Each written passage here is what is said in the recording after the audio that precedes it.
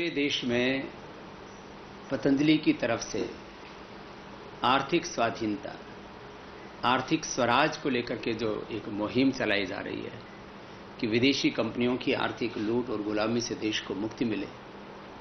देश को 70 साल पहले राजनीतिक स्वाधीनता तो मिल गई, लेकिन अभी भी देश विदेशी कंपनियों की आर्थिक गुलामी, वैचारिक गुलामी में जकड़ा हुआ है। और इसको लेकर के जो ये पतंजलि का स्वदेशी का अभियान चल रहा है, यूं तो स्वदेशी एक बहुत बड़ा व्यापक दर्शन है, मात्र वस्तु पर ही केंद्रित नहीं। इसमें विचार है, इसमें भाषा है, वेशभूषा है, भजन है, भोजन है, संस्कृति है, सभ्यता है। एक बहुत पुराना अतीत का गौरव है और हमने अतीत के गौरव को वर्तमान के चुनौतियों के साथ जोड़ करके और वर्तमान की जो आधुनिकता की, विज्ञान की ताकत है उसके साथ जोड़ करके एक स्वर्णिम भविष्य की ओर आगे बढ़ने का संकल्प लिया है। तो इस पूरे अभियान में देश का पूरा मीडिया भी हमारे साथ में जुड़ा है। तो हमने ये सोचा कि हमारे आस्था के दर्शकों तक भी ये जो पूरा संवाद का क्रम चल रहा है वो पहुंचे, इसलिए ये एक पहली बार एक ये प्रयास शुरू किया कि जो टीवी चैनलों पर जो चलता है वो तो आप देख ही लेते हैं, जो अखबारों के इंटरव्यू होते हैं वो अखबारों में आप अक्सर पढ़ पाते हैं। तो अखबारों के पढ़ने के साथ साथ आपको डिजिटली भी ये देखने को मिले, इसलिए हमने ये सोचा कि जो देश के प्रतिष्ठित अखबारों में जो कुछ छप रहा है वो आप तक भी पहुंचे, उसकी शुरुआत हम यहाँ से कर रहे हैं। और आज हमारे साथ में जो दैनिक जागरण है, पूरे हिंदी क्षेत्र का, पूरे उत्तर भारत, मध्य भारत का नंबर 1 अखबार है, उसके हमारे बहुत ही वरिष्ठ पत्रकार हैं रविंद्र जी बड़थवाल हमारे साथ में हैं। तो उनके साथ आज का ये संवाद हम शुरू कर रहे हैं। जी बड़थवाल जी। अमित जी, आज़ाद भारत में मैं देखता हूँ आपको एक विलक्षण घटना के तौर पर कि एक सन्यासी को, एक योगी को ऐसी क्या आवश्यकता क्यों और कैसे पड़ी कि उन्हें कारपोरेट जगत में खम ठोकनी पड़ी। देखिए, पहली बात तो यह है कि हम कुछ नया नहीं कर रहे हैं। हाँ, इतना जरूर है कि वैदिक काल में देश का सन्यासी देश की सामाजिक, आर्थिक, राजनीतिक, शैक्षणिक तमाम प्रकार की जो भारत की बड़ी व्यवस्थाएं होती थी उसमें उसकी भागीदारी होती थी, उसका मार्गदर्शन होता था, उसका नेतृत्व होता था। मध्यकाल में कुछ राजाओं को असुरक्षा महसूस हुई होगी और अब राजनीतिक दलों को, कुछ राजनीतिक दलों को इस बात से शायद असुरक्षा लगती है कि कोई प्रतिभावान सन्यासी यदि सामाजिक, आर्थिक, राजनीतिक क्षेत्रों में अपने विचार रखता है तो उससे कोई जन आंदोलन खड़ा हो सकता है। इसलिए आज के राजनीतिक परिवेश में इस बात को कहा जाता है, और खास करके कुछ राजनीतिक दलों की ओर से, कि सन्यासी को केवल धर्म की बात करनी चाहिए, केवल आध्यात्मिकता की बात करनी चाहिए, केवल योग की बात करनी चाहिए।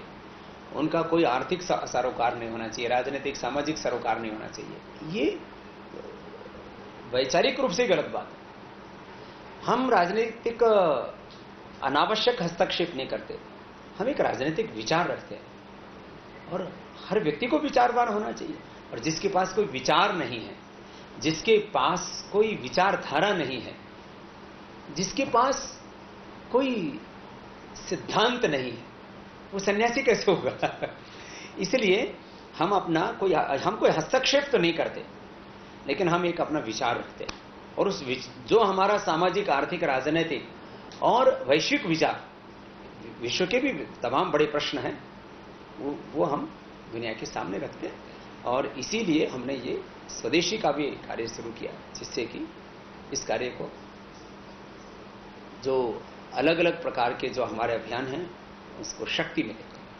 स्वामी जी, एक सवाल और खड़ा होता है, जब आप स्वदेशी की बात करते हैं, स्वदेशी की मुहिम को आप इतना बड़ा एक जन आंदोलन के तौर पर भी आपने आगे बढ़ाया है, यहाँ पर एक बहुत बड़ी चुनौती खड़ी हो जाती है भारतीय वस्तुओं को लेकर के, कि ये माना जाता है कि भारतीय वस्तु गुणवत्ता की जो मानक हैं उन पर खरा नहीं उतर पा रही हैं, उनकी जो हम जब पिछले कुछ समय की बात करते हैं, पिछले 20-25 सालों पहले की बात करते हैं, तो भारतीय सामग्री में सामान जो मिलने वाले सामान थे उनमें एक शुद्धता नजर आती है।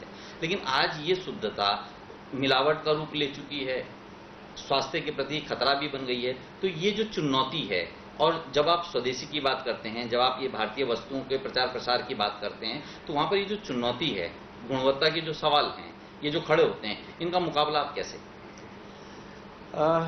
रविंद्र जी, मैं इसमें एक बहुत गंभीर बात कहना चाहूँगा।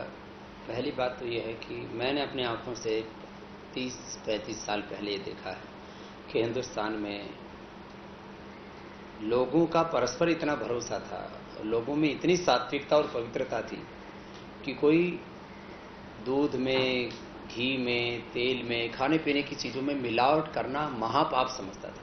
वो सात्विकता का बल जैसे जैसे कमजोर पड़ा, वैसे वैसे ये जैसे कहते हैं ना ऑर्गेनाइज्ड मार्केट, उसने जगह बना ली, माने ब्रांड्स आ गए। मुझे याद है हमने बचपन में कभी भी ब्रांडेड नमक सुना ही नहीं था, देखा ही नहीं था कि कोई पैकेट में बंद नमक मिला करेगा इस हिंदुस्तान में। 25 या 50 पैसे का नमक मिला करता था 1 किलो।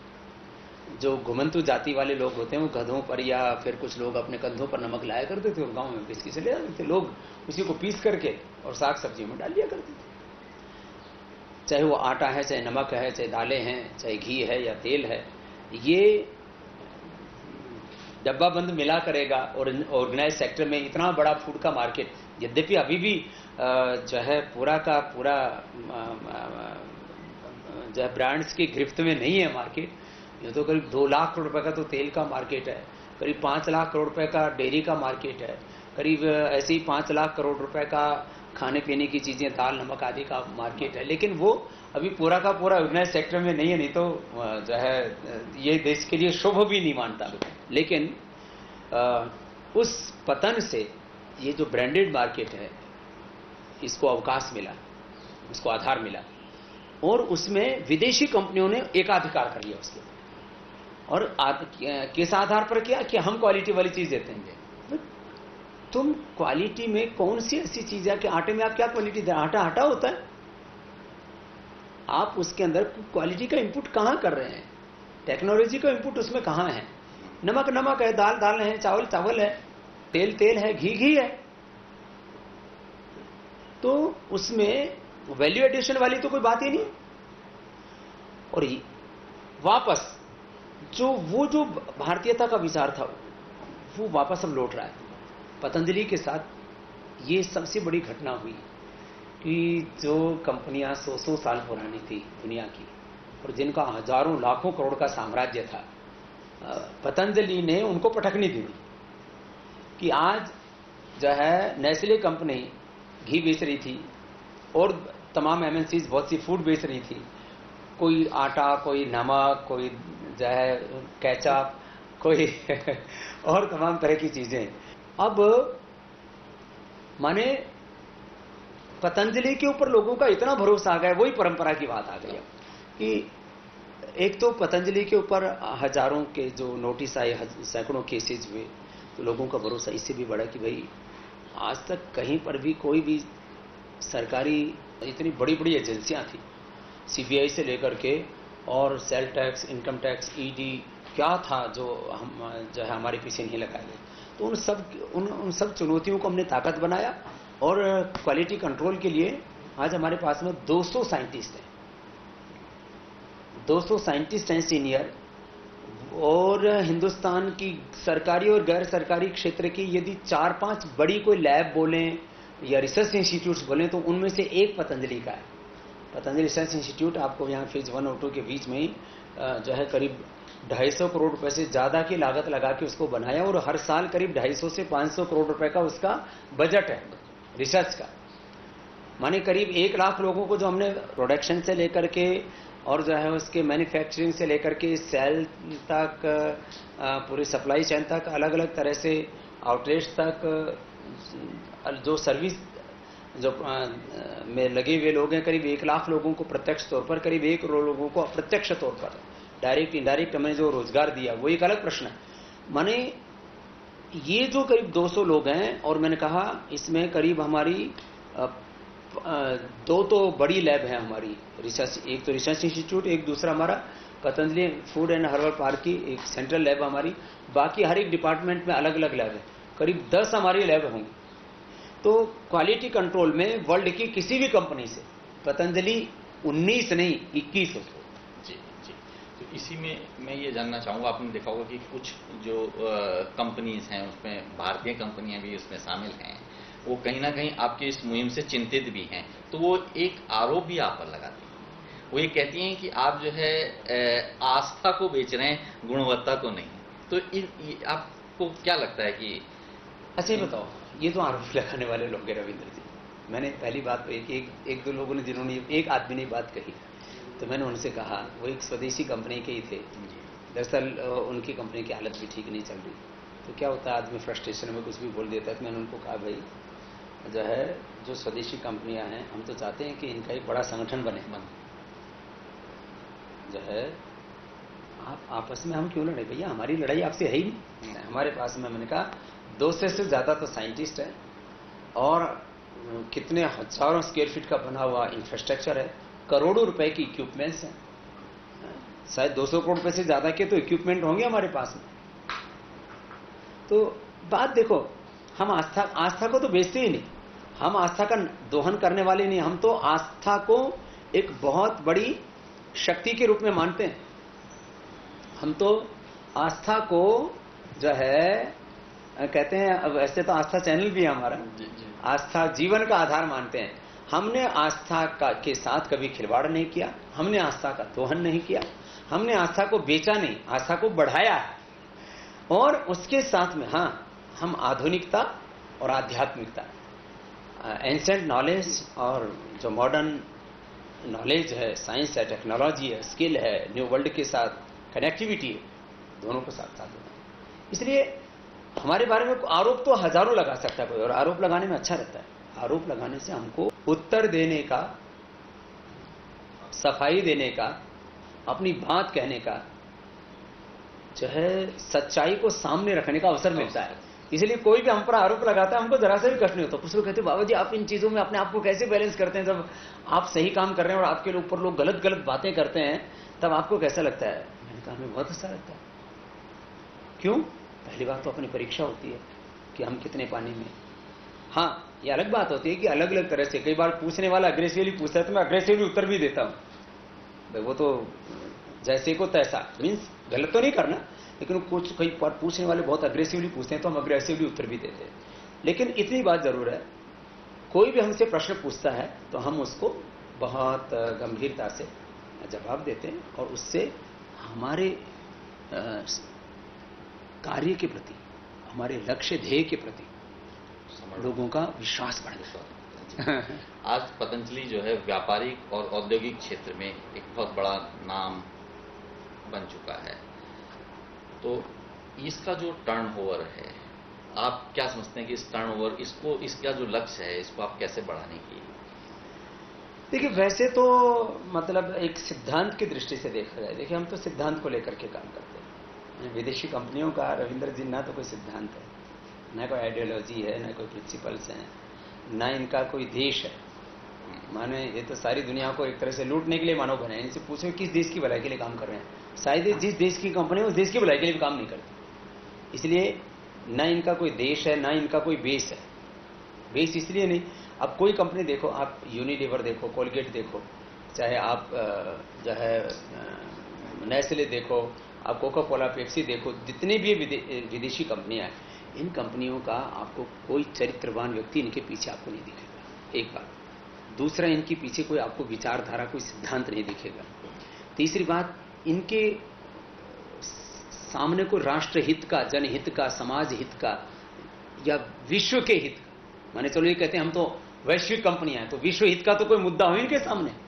माने व्यक्ति का, राष्ट्र का, समाज का या विश्व हित का कोई इनके सामने, माने छोटे से लेकर के बड़े तक, मैंने कह दिया, व्यक्ति से लेकर के और जो है समष्टि तक, कोई इनके सामने कोई बड़ा मुद्दा नहीं है हित, किसी के हित का।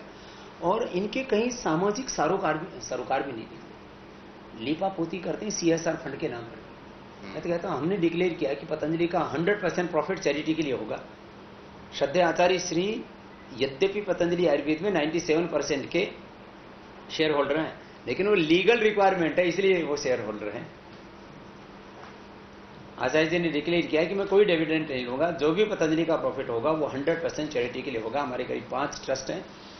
पतंजलि उपीठ ट्रस्ट हमारा, भारत स्वाभिमान ट्रस्ट है, फिर हमारा पतंजलि ग्राम उद्योग न्यास है, दिव्योग मंदिर ट्रस्ट है, हमारे अलग अलग जो है 5 ट्रस्ट हैं हमारे, और पतंजलि रिसर्च फाउंडेशन है। हमारी 2 सोसाइटी हैं, एक आचार्य कुल शिक्षण संस्थान है, दूसरी वैदिक शिक्षा शोध संस्थान। माने 2 सोसाइटी और 5 बड़े ट्रस्ट, इनके माध्यम से फिर हम सामाजिक कार्य करते हैं। और हमने कहा कि 100% हमारा प्रॉफिट इस सेवा के लिए है। मैं तो कहता हूं विदेशी कंपनियों को थोड़ी बहुत तो शर्म करनी चाहिए। 10-20%, 2% मैंने कहा CSR फंड में भी हेराफेरी कर करके, लिपापोती करके, उसको भी घुमा फिरा करके उसकी भी बंदर बांट कर लेते हैं। उनमें हिम्मत है तो इतना तो करके दिखाएं। मैंने कहा दरअसल इसलिए मैं कहता हूं वो आर्थिक लूट और आर्थिक गुलामी की तरफ जिसको कहते हैं। जो मैं बातें कहता हूं बिना तर्क, तथ्य, युक्ति, प्रमाण की, दस्तावेज के बिना, तथ्यों के बिना मैं कोई बात नहीं कहता। और यही कारण है कि वो घबराए। उनके बोर्ड्स रूम में जो है ये चर्चा होती है कि भाई बाबा से लड़ तो लें, लेकिन बाबा कहां से लाएं, सिद्धांत कहां से लाएं, विचारधारा कहां से लाएं। पहले ये जो यूनिलीवर जिसकी लाइफ वाइब्रो और तमाम जो बड़े ब्रांड से दिखते हैं ना देश में, वो इसी कंपनी के यूनिलीवर के नाम। तो हिंदुस्तान यूनिलीवर, इसका पहले सपना होता था, जो है पहले ये अपने कार्यकर्ताओं को सिखाते थे हमारे लिए हिंदुस्तान पहले,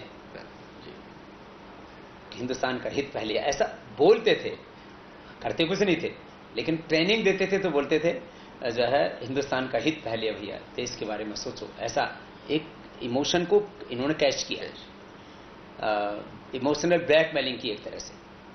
अब वो कहते हैं हमारे लिए यूनिलीवर का हित सबसे पहले है। ये अब क्योंकि बहुत सी यूनिलीवर के लोग हमने रखे अपने यहाँ थे, तो हिंदुस्तानी विचारों को, उनको पहले अवसर नहीं, अपॉर्चुनिटी नहीं थी, तो उनको हमने अपॉर्चुनिटी दी, अवसर दिया, तो यहाँ आ गए। अब जब पतंजलि की चुनौती उनको मिली है तब वो सोचने पर विवश हुए, लेकिन क्या करें। मैंने कहा ना विदेशी कंपनियों का तो ताना बाना ही कुछ ऐसा है कि माने एक तरह से ये आसुरी शक्ति है जिनका मैंने कहा व्यक्ति, समाज, राष्ट्र, सामाजिक, राजनीतिक, आर्थिक, आध्यात्मिक, चारित्रिक कोई सरोकार नहीं है, कोई विचारधारा नहीं है, कोई सिद्धांत नहीं है। बस एक ही काम है, लूटो, वेल्थ बढ़ाओ और अय्याशी से दुनिया के सुख सुविधाएं भोगो। खैर, तो मैंने टर्नओवर के बारे में भी आपसे पूछा था, जो आपका टर्नओवर का जो आगे का लक्ष्य है हमारा, जी, यद्यपि मैंने कहा फिजिकली हम, जैसे हम कभी भी ना ब्रांड को लेकर के काम नहीं करते। सफलता को लोग काम करते हैं ब्रांड के लिए, सक्सेस के लिए और समृद्धि के लिए, प्रॉस्पेरिटी के लिए। हम ब्रांड के लिए और जो है प्रॉस्पेरिटी के लिए या सक्सेस के लिए काम नहीं करते। हम कहते हैं भगवान ने हमें शक्ति सामर्थ्य दिया है, हम काम किए जा रहे हैं। ये भगवान के विधान या भगवान के प्रसाद के रूप में, बाय प्रोडक्ट के रूप में ब्रांड बढ़ता है, समृद्धि बढ़ती है। समृद्धि भी सेवा के लिए हमारी। हम कहते हैं ना, हम कमाई के लिए नहीं, भलाई के लिए काम कर रहे हैं, व्यापार के लिए, उपकार के लिए काम कर रहे हैं। प्रॉस्पेरिटी फॉर चैरिटी, ये हमारा ट्रस्टीशिप का सिद्धांत, इसके लिए हम काम कर रहे हैं। इसके पीछे जो मैं बड़ी बात कहना चाहता हूं आपको कि ये जो है ब्रांड या मैंने कहा प्रॉस्पेरिटी या सक्सेस के लिए काम करना लक्ष्य नहीं। हम पूर्ण ज्ञान, पूर्ण निष्ठा, पूर्ण पुरुषार्थ के साथ समष्टि के प्रति कृतज्ञता का भाव रखते हुए निष्काम भाव से इस काम को कर रहे हैं। लेकिन फिर भी चीजें तो बढ़ ही रही है। वो मिश्रण मैंने कहा बायो प्रोडक्ट है। हाँ, जो हम आगे 5 से 7 बड़ी यूनिट लगा रहे हैं और करीब 50 छोटी यूनिट्स लगेंगी पूरे देश भर में। उनमें जो कुल प्रोडक्शन होगा वो 50,000 करोड़ रुपए से ज्यादा का होगा। इसमें अभी 5 बड़ी यूनिट तो हमारा लक्ष्य है कि मार्च 2017 तक, माने जो ये फाइनेंशियल ईयर चल रहा है इसी में इसकी समाप्ति तक ये 5 यूनिट चालू हो जाए। सबसे पहले नागपुर जी, और उसके बाद गुवाहाटी असम में, इधर जम्मू कश्मीर में जम्मू में, फिर इधर उत्तर प्रदेश में नोएडा और उधर बुंदेलखंड में झांसी के आसपास हमारा प्लान चल रहा है जी, और मध्य प्रदेश में भी एक इंदौर में और आगे कुछ एक और स्थान पर और भी विचार चल रहा है जी, और एक नायडूपेटा में। इस तरह से करीब ये हमारे 7-8 बड़े प्रोजेक्ट्स होंगे। जी, इसके अलावा करीब 50 छोटी यूनिट्स होंगी, कुछ उसमें अभी भी काम कर रही हैं। तो इन सब का जो कुल जो प्रोडक्शन कैपेसिटी होगी, मैन्युफैक्चरिंग कैपेसिटी होगी, वो करीब जो है 50,000 करोड़ रुपए से ज़्यादा की होगी। और इसका सबसे बड़ी बात यह है कि किसानों को सीधा फायदा मिलेगा। जी, जैसे आज यूनिलीवर बढ़ती है जी, कोलगेट पेप्सी जो है बढ़ती है, कोका कोला पेप्सी बढ़ती है, यदि नेस्ले बढ़ती है, पीएनजी बढ़ती है, इससे किसानों को क्या फायदा होगा? कोका कोला पेप्सी वाले थोड़े बहुत, उनसे जो हित होता है वो 1%, जो देश की हानि होती है 99%। हित तो ये होता है कि कुछ टमाटर हमारा ले लिया और 2 रुपए का टमाटर खरीदा और 100 रुपए का बेच दिया उन्होंने, चटनी बना करके, कैचअप बना करके। बाकी तो यहाँ का पानी का दोहन किया, फसल और बर्बाद हो जाती है किसानों की, और उसमें जहर मिला करके हमको दे दिया। उसी किसानों का कहाँ भला हुआ? हम जो काम कर रहे हैं उससे किसानों का सीधा भला होगा। मैं आपको कुछ आंकड़े बताता हूँ। हम रोज जो है करीब 10,000 टन तो गेहूं खरीदेंगे रोज जी। इन जो 7-8 यूनिट आपने बताई यहाँ लगेंगे और कुछ छोटी छोटी और यूनिट्स लगेंगी जी, जिसमें जो है बिस्किट है, आटा है, नूडल है और चावल हैं, दालें हैं, जो हम अलग अलग चीज़ों को पैक कर रहे हैं, कुछ को प्रोसेस कर रहे हैं, चाहे प्रोसेस फूड है या पैक्ड फूड है, आप जो भी बोलें, नेचुरल फूड। जी, करीब 10,000 टन तो हमको चाहिए गेहूं, करीब 5 से 10,000 टन हमको चाहिएगा चावल, करीब 5,000 टन हमको चाहिएगा आंवला, करीब 5,000 टन चाहिएगा हमको एलोवेरा डेली जी, और ऐसे ही करीब हमको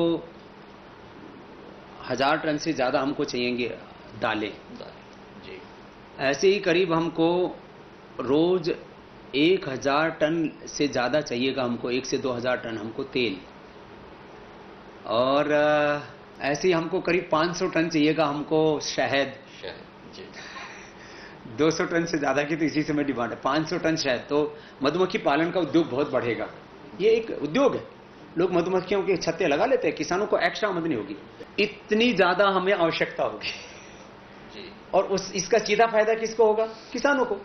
बिचौलिए उनके बीच से हट जाएंगे, उनको अपने फसल की ज्यादा कीमत मिलेगी। इसलिए हम कहते हैं स्वस्थ भारत समृद्ध किसान, यह है पतंजलि का स्वदेशी अभियान तो एक बड़ी चीज है, माने इस दर्शन को समझने की आवश्यकता है कि विदेशी कंपनियों ने हमारे देश के लिए क्या किया और हम क्या कर रहे हैं। तो पतंजलि का जो पूरा दर्शन है वो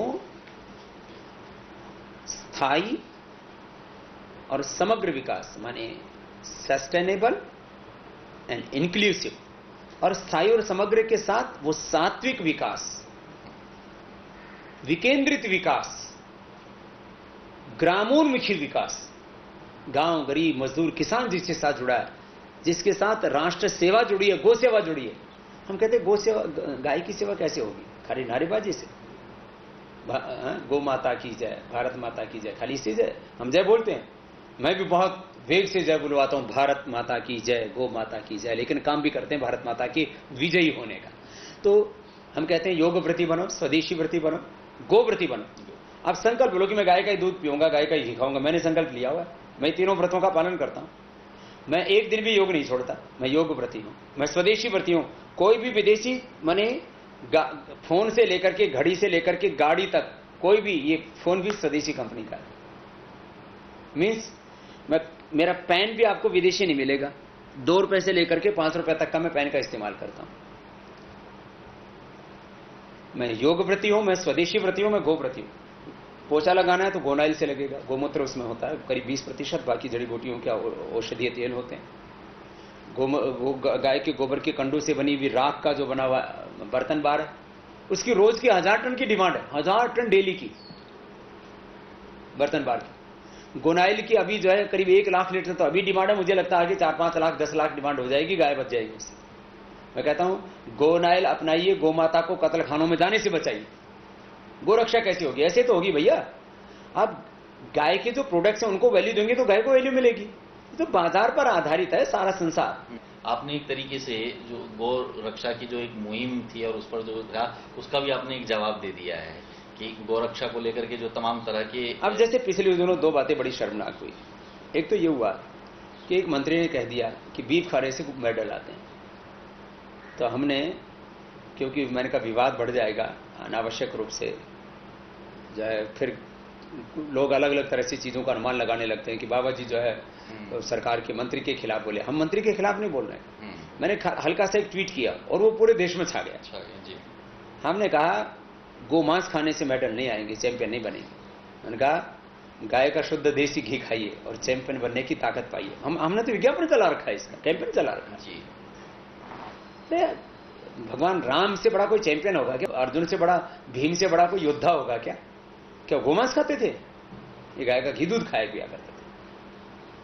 तो गाय की एक तो ये बात हुई। दूसरा, मोदी जी ने जो गौ रक्षा के नाम पर गलत काम कर रहे थे उनको थोड़ा क्रिटिसाइज किया, लेकिन उससे जो अच्छे गो भक्त थे उनका भी मोरल डाउन हो गया था थोड़ा, वो परसेंटेज वाली बात कहने से जी। तो उसको हमने इतना कहा कि भाई जो अच्छे गो भक्त हैं जी, उनकी प्रशंसा होनी चाहिए, उनका सम्मान होना चाहिए जी। लेकिन गो रक्षा के नाम पर जो लोग पाखंड कर रहे हैं वो भी बेपर्दा होनी चाहिए। खैर, तो गाय के नाम पर कई तरह की बहसें चल पड़ी। उसमें जो है सांप्रदायिकता भी कहीं बीच में जुड़ गई जी, उसमें मजहब को भी बीच में लोगों ने डाल दिया, दलित कहीं उसके अंदर जो है मुस्लिम। अरे भैया, गाय को मजहब से पहले किया गाय। मैं चाहता हूं कि दैनिक जागरण के माध्यम से इस बात की जागृति पूरे देश में आनी चाहिए। भाई, जब कोई ये मजहब 1500 साल पहले दुनिया में इस्लाम नाम का शब्द नहीं था, 2000 साल पहले ईसाई नाम का शब्द नहीं था, 2-2500 साल पहले इस दुनिया में जैन, बौद्ध और हिंदू नाम भी नहीं थे। 2500 साल पहले का इतिहास देख लो इस धरती का, ये शब्द ही नहीं थे। तो भैया, हिंदू, जैन, बौद्ध, सिख, ईसाई, मुसलमान और तमाम संप्रदाय, इनसे पहले की गाय, इनसे पहले का योग है, इनसे पहले के वेद है, इनसे पहले की गीता है, रामायण है, उपनिषद है, दर्शन है। तो रामायण को, महाभारत को, गीता को, दर्शन, उपनिषदों को, वेदों को, गाय को, योग को, आयुर्वेद को, इनको मजहब से मत जोड़ो। मजहब से पहले की विद्याएं हैं और ये मजहब से पहले के सत्य हैं। ये बियॉन्ड द मजहब, मजहब से परे हैं, मजहब से पहले की चीजें हैं, मजहब से पहले के सत्य हैं, तथ्य हैं। इनको तो आप ऐसे नहीं जुटला सकते। खैर, आपने ये एक प्रश्न पूछा, इसका उत्तर मैंने यद्यपि कभी कभी अपने प्रवचनों में इस बात को कहा है, लेकिन अखबार के माध्यम से बात जानी चाहिए कि जो है ये मजहब से परे है, मजहब से परे है गाय, मजहब से परे है वेद, मजहब से परे है योग, गीता भी मजहब से परे, मजहब भी। तो सर, ये मजहब शब्द बहुत आधुनिक है और सत्य तो सनातन है।